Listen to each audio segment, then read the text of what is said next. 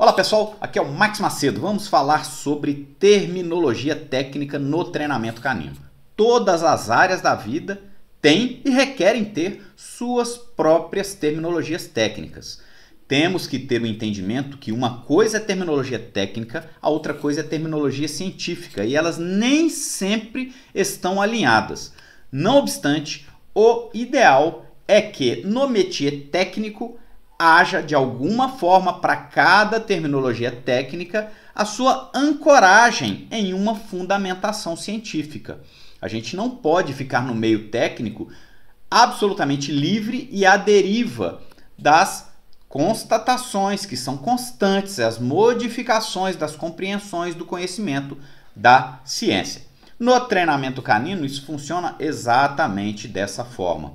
E eu quero discutir um pouquinho sobre isso para que a gente possa melhorar a nossa forma de comunicação. Infelizmente, o nosso meio do treinamento canino, sobretudo no Brasil, como eu citei em outro vídeo meu, é a verdadeira Babilônia, cada um fala uma coisa e isso é péssimo para todos nós. É muito importante que nós tenhamos algum nível de padronização na nossa comunicação, tanto para que os treinadores conversem bem entre si, como que eles possam conversar bem com os treinadores estrangeiros, apesar da diferença da língua, como principalmente para que o conhecimento possa ser difundido para os que estão chegando e estão aprendendo de forma produtiva, que cada um, de acordo com a sua escola, independente da sua escola, independente do seu principal instrutor, possa conversar adequadamente, fluentemente com as diversas escolas e inclusive, caso vá para o exterior, possa ter facilidade de entender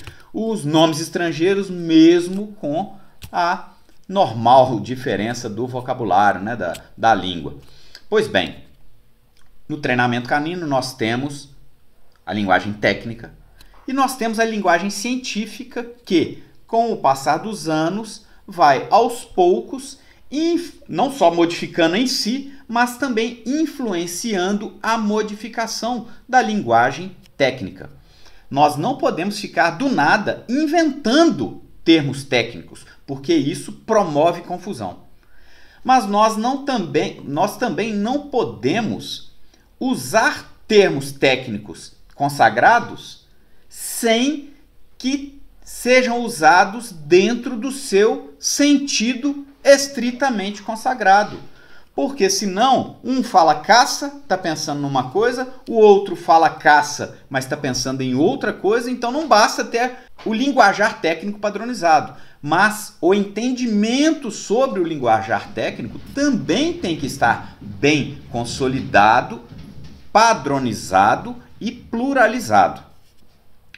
Quando nós tratamos da linguagem do comportamento animal, do ponto de vista científico, nós passamos por grandes modificações no linguajar da etologia, desde que a ciência da etologia tornou-se conhecida mundialmente, a partir principalmente do Prêmio Nobel de Medicina de 1973, do Konrad Lorenz, Carl von Frisch e Nicholas Tinbergen. Quem fez o primeiro filtro de maneira mais metódica e sistemática do conhecimento etológico para o treinamento canino foi o Helmut Heiser, em 1979. Mas, na verdade, por exemplo, o termo caça, utilizado no treinamento canino, ele remota, primeiramente, talvez, segundo alguns dados, citado pelo grande treinador de nome Bernard Mannel, que foi quem começou a dar seminários no Novo Mundo ainda nos anos 60. Helmut Heiser apenas aproveitou essa esteira e fez a ponte por causa da sua formação médica e intelectual, fez a ponte da ciência, coincidentemente no momento em que a etologia explodiu para o mundo no início dos anos 70. Então o termo caça, o termo defesa, o termo fuga, o termo luta, o termo agressão eram termos que Heiser adaptou da ciência da etologia e em decorrência dessa literatura tão bem fundamentada que ele nos apresentou no seu livro Der Schutz em 1979, isso difundiu-se por todo o mundo do treinamento e a partir de então todo o mundo do treinamento passou a beber da água do Helmut Reiser e isso gerou uma grande padronização na terminologia. Mas, apesar disso, muita coisa surgiu na ciência que veio a esclarecer muita coisa que estava confusa na interpretação de época do métier técnico. Tanto a ciência ainda era muito incipiente nessa época, a ciência do comportamento, como também a sua interpretação para o treinamento canino, em decorrência da carência de dados dentro da ciência, ficou comprometida. Com o passar dos anos, as coisas foram se modificando e hoje a ciência encontra-se muito mais evoluída do que se apresentava naquela época. Os métodos diagnósticos são muito mais avançados. Hoje nós temos facilidade, de certa forma, né, em dosar ocitocina, dosar cortisol, dosar dopamina, dosar serotonina. Procedimentos de ressonância magnética já auxiliam muito nos mapeamentos das áreas cerebrais mais acionadas em determinado tipo de emoção. Outras técnicas extremamente sofisticadas, como farmacogenética, optogenética, esses nomes todos, quem tiver curiosidade, entra no Google aí que vai achar de montão experimentos extremamente interessantes com relação a isso. Pois bem, muita lacuna ficava na nomenclatura anterior na tentativa de explicar as coisas. E por mais que aparentemente estivessem fechadas, sempre chegavam num momento em que ficava, como diz um amigo meu, um cabo solto. Sempre tinha alguma conta da equação que não fechava. O que hoje, com base no que a ciência do comportamento, que evoluiu absurdamente, tem nos trazido, aos poucos a gente começa a fechar as contas. Pois bem, naquele tempo, separou-se as emoções ou as pulsões comportamentais, as motivações inatas ou instintos, que era a terminologia mais utilizada na época, em alguns instintos muito básicos. Então se tinha nomeado o chamado instinto ou impulso de defesa.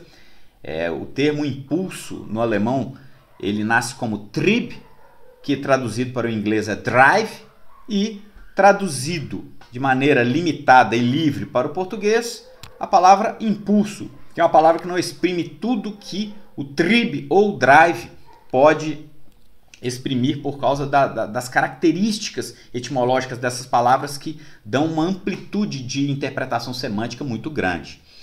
Pois bem, então existia o instinto de defesa, o instinto de fuga, o instinto de agressão e o instinto de caça. Basicamente, quando se falava em instintos ou drives, falava-se sobre isso. Havia inclusive uma discussão se a fuga, e isso o próprio livro do Reiser, quem consultar lá vai ver que ele fala sobre isso. Havia uma grande discussão sobre se a fuga seria mesmo apenas um instinto ou seria algo mais.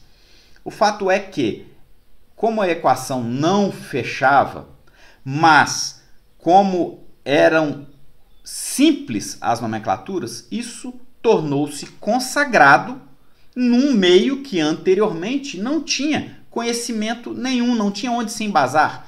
E isso ficou facilitado através desses nomes jogados para nós através do grande trabalho do Helmut Reiser. Reiser tem um papel fundamental para o mundo e, querendo ou não querendo, todos bebem da água do Reiser, independente da modalidade, seja o IGP, seja as provas de ring sport, seja os cães de polícia, etc. Reiser determinava que a chamada defesa seria uma forma impessoal ou despersonalizada de reação a qualquer ameaça de natureza física ou psicológica. Ou seja, qualquer coisa que pudesse gerar um senso de ameaça à integridade física de um indivíduo disparava nele a sua reação em defesa.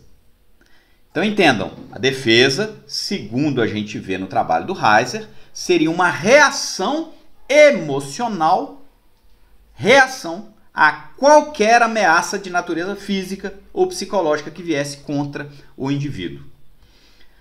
Heiser migrava essa descrição para a chamada agressão.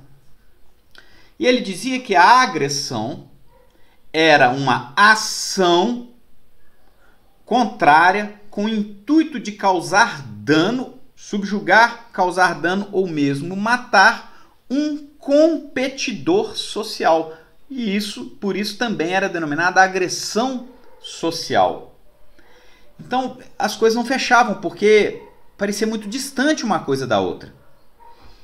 Ele chamava de caça um outro instinto que visava causar dano a um ente inferior na cadeia ecológica.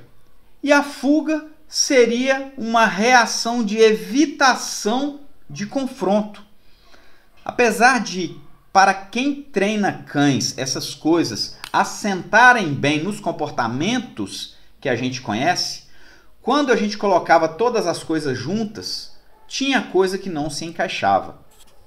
A ciência hoje ainda não fechou questão com relação às nomenclaturas, mas hoje nós temos nomenclaturas que são muito mais fáceis de explicar dúvidas que nós temos utilizando apenas essas nomenclaturas mais comuns no meio do treinamento canino de cães de proteção, que, repito, foram nos ensinadas pelo professor Helmut Heiser.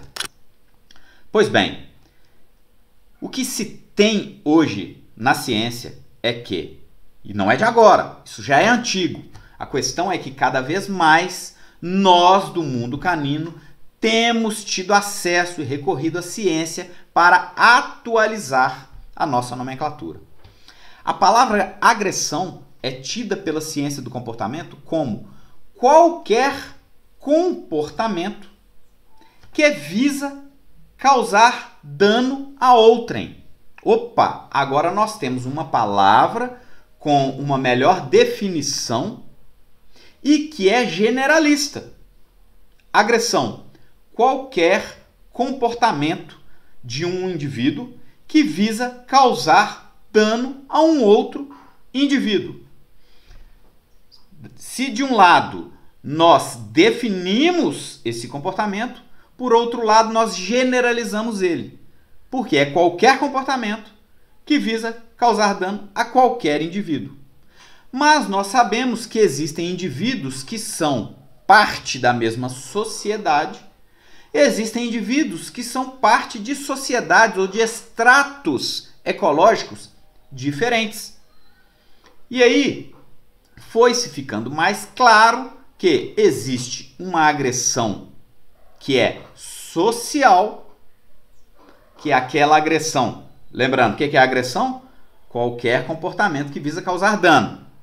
Se eu tenho um comportamento que visa causar dano a um ente social, isso passou a receber nome de agressão social.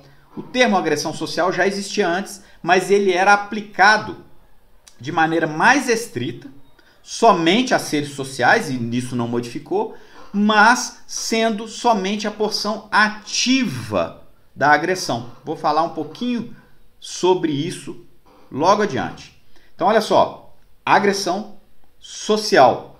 Agressão, qualquer comportamento que visa causar dano. Social, um comportamento agressivo que visa causar dano a um ente social. E a caça? A caça seria uma agressão? Sim. Na visão vigente da ciência, o que a gente no treinamento canino, como um jargão técnico popular, denomina caça, na terminologia vigente científica hoje, chama-se agressão. Só que não é uma agressão social, porque ela é direcionada para seres que se posicionam num estrato ecológico inferior. Por isso, é chamada de agressão predatória. Simples. O que a gente chama de caça no treinamento canino, podemos continuar chamando de caça. Na ciência, é chamado de agressão predatória. Simples assim. O que a gente chama de agressão no treinamento canino, quando a gente está querendo se dirigir a um quadro em que um cão quer atacar um outro cão ou um cão quer atacar um outro ser humano, é agressão social. Vamos simplificando as coisas e a gente vai entender. Agressão social é a agressão direcionada a um ser social. De um cão, de um cão para um ser humano. Agressão predatória é a agressão direcionada a um ser de outra espécie num extrato ecológico diferente. Por exemplo, a relação entre predador e presa. Então é a agressão predatória. Bom, agora nós encaixamos boa parte dos comportamentos que antes nós analisávamos sob vários nomes, encaixamos dentro de dois tipos básicos, agressão social e agressão predatória. Então nós enxugamos para poder melhor compreender. Nós temos agressão social e agressão predatória. Pois bem, se eu tenho uma agressão social, mas que não tenho desejo ativo de destruir, ela é reativa, e aí cabe também a gente entender uma outra abordagem da ciência que trata sobre as emoções de valência positiva e as emoções de valência negativa. Qual é a diferença? As emoções de valência positiva são aquelas que levam o indivíduo a procurar o gatilho desencadeador daquela emoção. As emoções de valência negativa são aquelas emoções em que o indivíduo evita o gatilho ambiental desencadeador daquela emoção. Quando eu estou em agressão social, eu posso estar em um quadro de valência positiva, ou seja, em que eu busco o confronto, ou eu posso estar em um quadro de valência negativa, em que eu evito o confronto. Entendendo isso, mais coisas ficam explicadas da nomenclatura passada. Agressão social ativa, o indivíduo busca ativamente o confronto. É uma emoção de valência positiva. Agressão social reativa, o indivíduo evita o confronto. E o que seria isso? A chamada defesa do passado. Só que a defesa dentro agora de um espectro estritamente social. Por quê? Dentro da visão de defesa do passado, qualquer reação que levava o indivíduo a se defender contra qualquer ameaça era defesa. Dentro dessa visão, não. Somente uma reação defensiva contra indivíduos sociais. Então agora nós temos a agressão social, que tem a sua porção ativa e tem a sua porção reativa. A sua porção de valência positiva e a sua fase ou lado, no inglês o side, the reactive side, o lado reativo. Pessoal, não estou inventando isso não. Isso vem da ciência. E o mundo do treinamento canino avançado já está adotando essa compreensão, porque facilita muito a nossa compreensão. E a gente começa a fechar melhor essa equação que tinha alguns pontos soltos. A agressão predatória ou caça, podemos continuar usando o termo caça? Podemos. Agressão predatória ou caça, ela também tem o seu lado ativo e tem o seu lado reativo. Quando nós vamos tentar analisar a questão da defesa, que era uma visão muito ampla no passado, que era uma reação contra qualquer ameaça de natureza física ou psicológica, é exatamente essa frase que consta no livro do Heiser. Eu concito, estimulo todos a lerem o livro do Heiser e a lerem o livro A Agressão, uma história natural do mal, do Konrad Most, que é uma das bases teóricas do livro do Heiser. E aí vocês consultem lá nas referências bibliográficas do livro do Heiser a citação a esse livro. Inclusive ele também cita outros livros do Lawrence, do Wallace Craig, etc. Pois bem, essa visão mais ampla da defesa agora foi subdividida, sendo a defesa social como a agressão reativa social. Aí a defesa contra qualquer outra coisa da terra que não seja social nem predatória é o acionamento genérico do centro da luta ou fuga, que é uma região hipotalâmica que tanto pode ser acionada socialmente, como pode ser acionada por qualquer outra coisa no planeta Terra, e aí entra dentro da frase ampla do livro do Heiser, qualquer ameaça de natureza física ou psicológica. Quando nós começamos a trafegar nessa linha de raciocínio, as coisas começam a assentar. Então, o termo defesa pode continuar a ser usado no treinamento? É óbvio que pode. Ele é um jargão popular técnico do treinamento canino. Pode. Mas hoje nós temos a compreensão que quando ele ocorre em relação a um ser social, a um cão ou a um ser humano, na ciência ele se chama agressão social reativa. E aquela tal agressão que o Heiser chamava de a verdadeira agressão, ou também chamava, ele usa dessa forma, né, a verdadeira agressão, mas também pode ser chamada agressão social. Então a agressão social que o Heiser chamava nada mais é do que a porção ativa da agressão social. Naquela época ele já fazia apontamentos nesse sentido, mas tinha algum cabo solto. Leiam o livro do Heiser, vocês vão ver que tem alguma coisinha que está solta, que agora as coisas começam a fechar. E esse entendimento todo, é muito importante a gente fazer esse ensaio mental, recorrer às fontes, entender a nossa nomenclatura popular, os jargões técnicos. Podemos continuar a usar os jargões técnicos? Podemos continuar a usar, mas sob uma nova compreensão.